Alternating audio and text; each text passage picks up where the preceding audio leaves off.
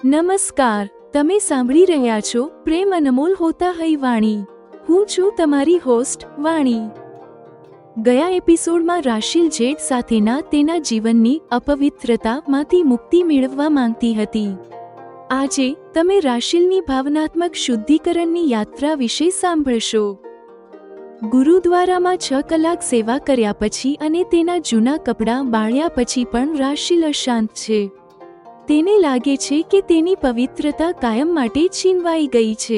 આ કડવા સત્યથી બચવા માટે રાશિલ ગાયનેકોલોજિસ્ટ પાસે જાય છે અને ડોક્ટરને ડુશિંગ કરવા માટે આગ્રહ કરે છે, જે એક જૂની અને જોખમી પ્રક્રિયા છે, પરંતુ તે માને છે કે અપવિત્રતામાંથી મુક્તિ મેળવવાનો આ એકમાત્ર રસ્તો છે. પરંતુ વાર્તામાં સૌથી મોટો વળાંક ત્યારે આવે છે જ્યારે રાશિલ નોકરીની શોધમાં નચિકેતન સ્કૂલ પહોંચે છે. ત્યાં ઇન્ટરવ્યૂ રદ કરવામાં આવ્યા છે, પરંતુ અલકા મેમ તેને ધ્યાનથી નિહાળે છે. રાશિલ જૂઠું બોલે છે કે તેની બેગ ચોરાઈ ગઈ છે, પરંતુ જ્યારે અલકા મેમની નજર એક્સ-રેની જેમ તેના મનમાં ડોકિયું કરે છે, ત્યારે રાશિલ તૂટી પડે છે અને તેનું આખું સત્ય કહી દે છે, હું તેનાથી ભાગીને અને છુપાઈને અહીં આવી છું. તમે સાંભળશો કે કેવી રીતે અલકા મેમ માતા જેવો પ્રેમ બતાવીને રાશિલને શિક્ષકની નોકરી નહીં, પણ પોતાની ઇન્ડસ્ટ્રીમાં પબ્લિક રિલેશન્સ ઓફિસર પ્રો તરીકે નોકરી આપે છે.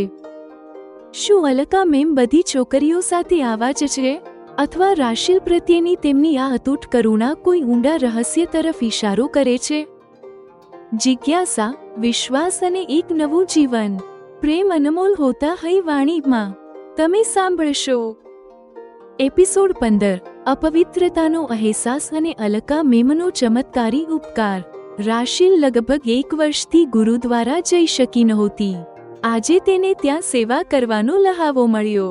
6 કલાક સતત સેવા કર્યા પછી તેને ખૂબ જ શાંતિ મળી. પણ પાછા ફરતી વખતે તેના મનમાં એક પ્રશ્ન થયો, શું માત્ર કપડાં બાળવાથી તેની અપવિત્રતા દૂર થઈ જશે? આ વિચારે તેને બેચેન કરી દીધી. તરત જ તે એક ક્લિનિક પહોંચી. તમારી સમસ્યા શું છે? ડોક્ટરે રાશિલને પૂછ્યું. ડોક્ટર, મને છેતરનાર એક દુષ્ટ માણસ સાથે હું વર્ષભર પત્ની તરીકે રહી છું. હવે હું તેનાથી મુક્ત છું, પણ તે માણસે મારા શરીરને સ્પર્શ કર્યો છે તે વિચાર મને અપવિત્ર બનાવે છે. તે મને ખૂબ પીડા આપે છે, રાશિલે દુઃખ સાથે કહ્યું. આ તમારી માનસિક સમસ્યા છે. આ માટે તમારે કોઈ સારા મનોચિકિત્સકને મળવું જોઈએ. હાલમાં ડુશિંગ જેવી પદ્ધતિઓ જોખમી છે. હું તેની સલાહ નહીં આપું, ડોક્ટરે કહ્યું. બીજા દિવસે રાશિલ નચિકેતન સ્કૂલ પહોંચી. ત્યાં અલકા ભાટિયાને મળી. આજે ઇન્ટરવ્યૂ રદ થયા છે, પણ તમે આટલા દૂરથી આવ્યા છો તો હું તમારો ઇન્ટરવ્યૂ લઈશ. નોકરી માટે જાલંધરથી આટલા દૂર કેમ આવ્યા છો? અલકા મેમે પૂછ્યું. અલકા મેમની તીક્ષ્ણ નજર સામે રાશિલ સત્ય છુપાવી શકી નહીં.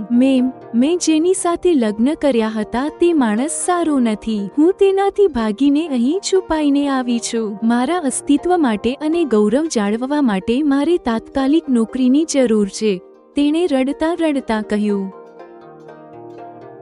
તો પછી તમે સાચી વ્યક્તિ પાસે જ આવ્યા છો. હું તમને નિરાશ નહીં કરું.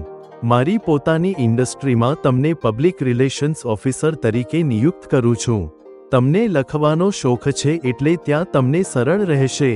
હું તમને મારી પોતાની દીકરીની જેમ રાખીશ, એમ કહી અલકા મેમે તેને ગળે લગાડી. વહાલા શ્રોતાઓ, આ સાથે એપિસોડ 15 પૂર્ણ થાય છે. રાશિલના સંઘર્ષનો અંત અને અલકા મેમના છત્રછાયા હેઠળ તેના નવા જીવનની શરૂઆત આ એપિસોડમાં સુંદર રીતે દર્શાવવામાં આવી છે. એપિસોડ 15 સમાપ્ત.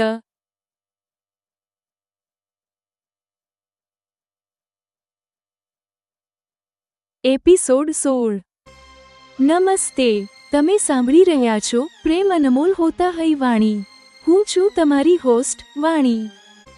ગયા એપિસોડમાં રાશિલે પોતાની આંતરિક પવિત્રતા પુનઃ પ્રાપ્ત કરવા માટે ડુશિંગ કર્યું હતું. આજે રાશિલના ભૂતકાળની વાર્તાનો સુખદ અંત આવે છે, જ્યારે તે તેના જીવનના સૌથી મોટા રહસ્યોનો ખુલાસો કરે છે.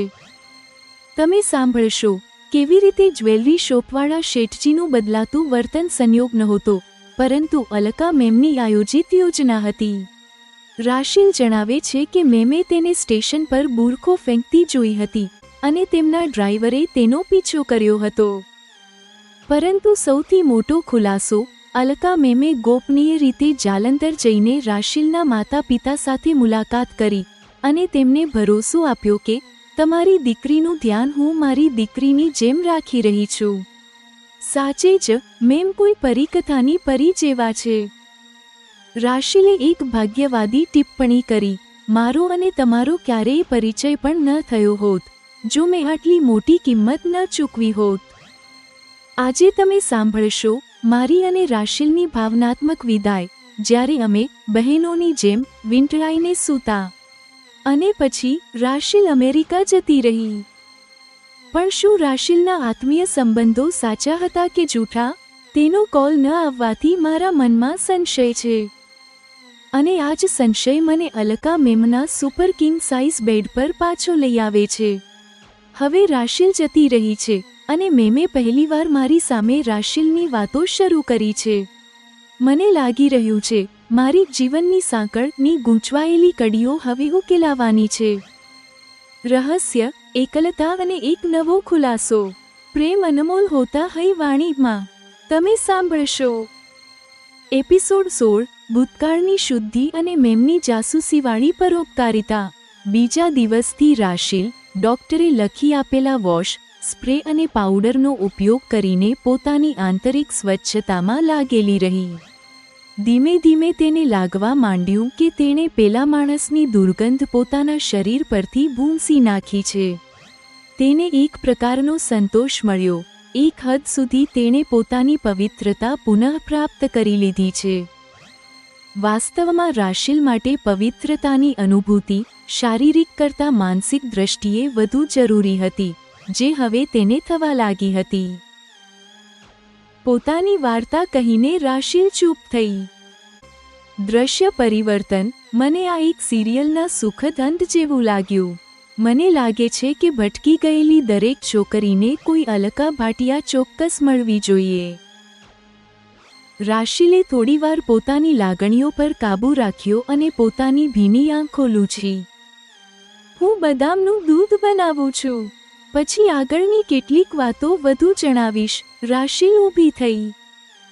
હવે તમે પણ જાણો છો, મેમે મને જેવું કહ્યું હતું તેવું જ કર્યું પણ છે. તેમણે મને પોતાની પાસે રાખી છે. હવે તો હું તેમની દીકરી નહીં વહુ બનવા જઈ રહી છું. તેમણે જ તેમના ભત્રીજા સાથે મારા લગ્ન નક્કી કરાવ્યા છે. હું નસીબદાર છું. હું એક દુષ્ટ માણસના છળમાં ફસાઈ ગઈ હતી, પણ પછી મને મેમ મળી ગયા. મારું નસીબ ફરી ઉદય થવા લાગ્યું અને આજે હું એક નવી દુનિયામાં જવાની તૈયારી કરી રહી છું. વાણી, આ સંયોગ નથી. જ્યારે હું અહીં પહોંચીને મારા કંગન વેચવા ગઈ હતી ત્યારે શેઠજીએ મારા કંગન ગીરો રાખ્યા અને પછી બીજે દિવસે ઇન્ટરવ્યૂના બહાને નચિકેતન સ્કૂલ એમ જ નહોતી મોકલી દીધી. રાશિલે રહસ્ય સ્ફોટ કર્યો. મેમે મને પ્લેટફોર્મ પર બુરખો કચરાપેટીમાં ફેંકતી જોઈ લીધી હતી. સંયોગથી તેઓ પણ એ જ ટ્રેનમાં આવવાના હતા. જ્યારે મેમ અહીં ઉતર્યા તો તેમણે ડ્રાઈવરને મારી પાછળ લગાવી દીધો. જ્વેલરી શોપવાળા શેઠજીને મેમે જ કોલ કરીને મારી મદદ કરવા કહ્યું હતું. રાશિલે મેમની જાસૂસી જેવી સૂઝબૂછ પણ સ્પષ્ટ કરી. એક બીજી રસપ્રદ વાત પણ સાંભળો. મેમ એકવાર જાલંધર પણ જઈ આવ્યા છે. ત્યાં તેઓ મારા મમ્મી પપ્પાને ગોપનીય રીતે મળ્યા હતા. તેમણે તેમને આશ્વાસન આપ્યું હતું કે તમારી દીકરીનું ધ્યાન હું મારી દીકરીની જેમ રાખી રહી છું. રાશિલે જણાવ્યું. અમે બહેનોની જેમ એકબીજાને વીંટળાઈને સૂતા, જાણે આ જન્મમાં ફરી ક્યારેય મુલાકાત થાય કે ન થાય. પછી રાશિલ અમેરિકા જતી રહી. તેના સોશિયલ મીડિયા પર હું તેને એક્ટિવ જોઉં છું, પણ તેનો કોલ મને નથી આવ્યો. દ્રશ્ય પરિવર્તન. હું હવે ફરી વર્તમાનમાં છું.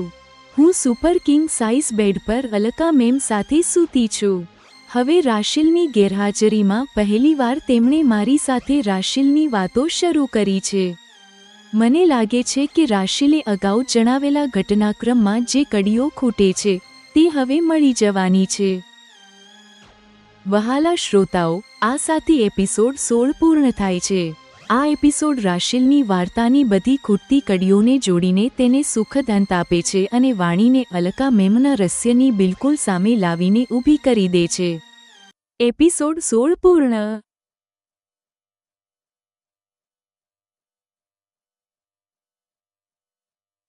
એપિસોડ 17. નમસ્તે. તમે સાંભળી રહ્યા છો પ્રેમ અનમોલ હોતા હૈ વાણી. હું છું તમારી હોસ્ટ વાણી. આજે રાત્રે અલકા મેમ સાથે પથારીમાં સૂતા સૂતા મારી સામે એક પછી એક રહસ્યો ખુલી રહ્યા છે. મેમે રાશિલના ભૂતકાળની એ વાર્તા કહેવાનું શરૂ કર્યું છે જેમાં મારી જીવનની સાંકળની ખૂટતી કડીઓ હતી. તમે સાંભળશો કેવી રીતે અલકા મેમ બંગાળથી પાછા ફરતી વખતે ટ્રેન સ્ટેશન પર એક બુરખો પહેરેલી મહિલાને જુએ છે જે ભાગીને ટોયલેટમાં જાય છે અને જ્યારે તે બહાર નીકળે છે ત્યારે એક સુંદર યુવતી કચરાપેટીમાં કાળો બુરખો ફેંકી રહી હોય છે. મેમને તરત જ યાદ આવે છે કે આ યુવતી બીજી કોઈ નહીં પણ તેમના ભત્રીજા પરાગનો માંગો ટોકરાવનાર રાશિલ છે. પરંતુ આ માત્ર એક સંયોગ નહોતો. સાંભળો કેવી રીતે અલકા મેમે જાસૂસની જેમ કામ કર્યું.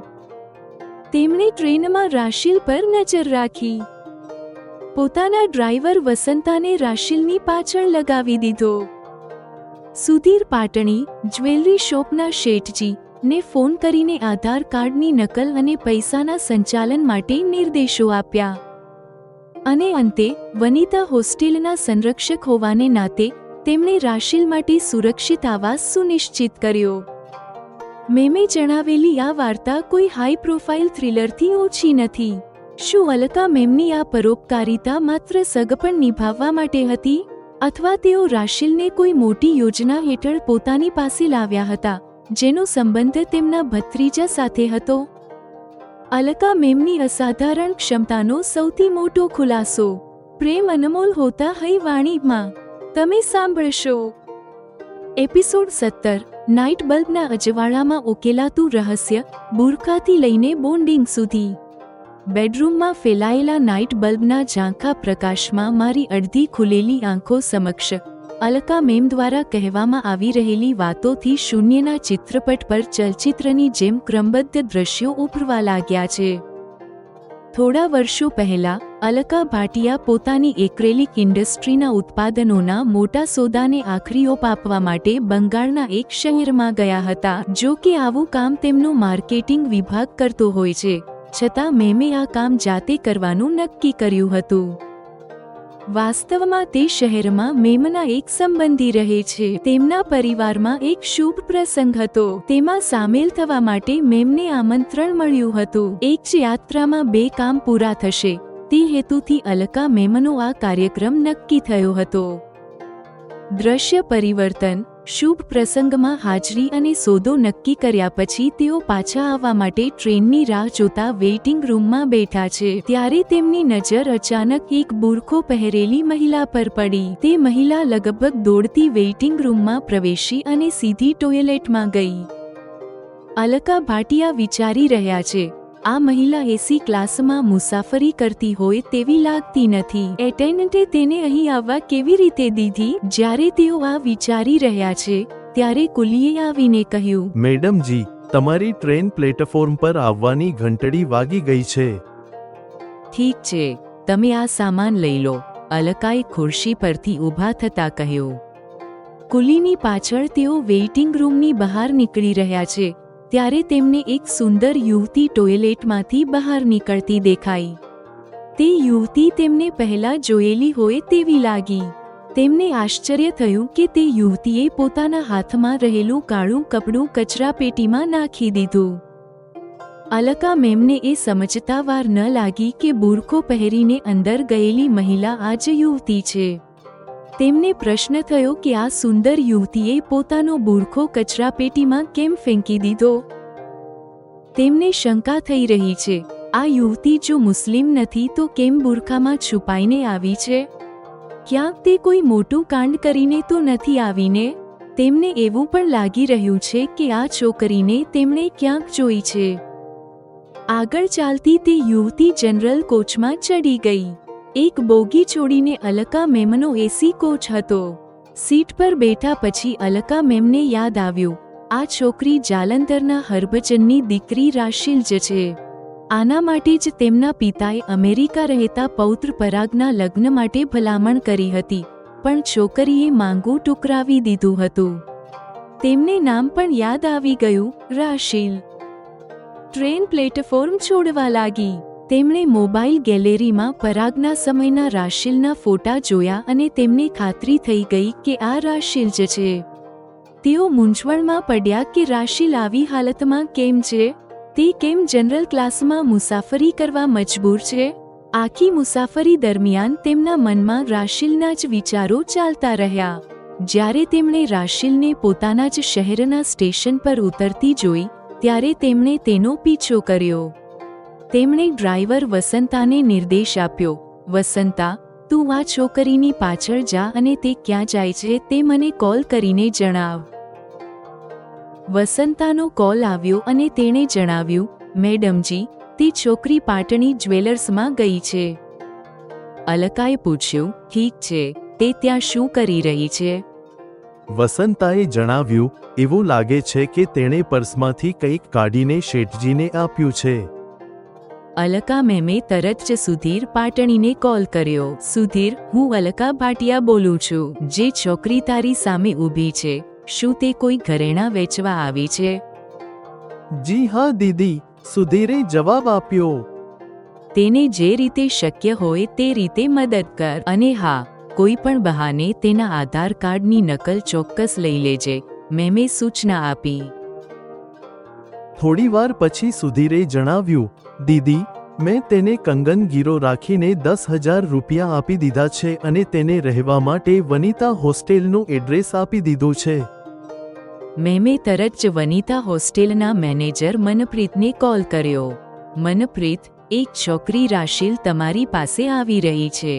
તેને એક સારો સિંગલ બેડરૂમ ફાળવી દો, હું પછી એપ્રૂવ કરી દઈશ. વાસ્તવમાં અલકા મેમ તે હોસ્ટેલના સંરક્ષક હતા.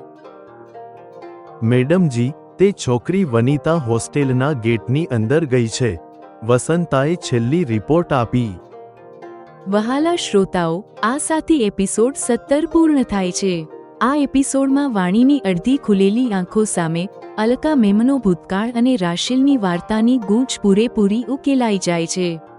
પણ અલકા મેમ પોતે એકલા કેમ રહ્યા તે હજુ પણ એક રહસ્ય છે. એપિસોડ 17 પૂર્ણ.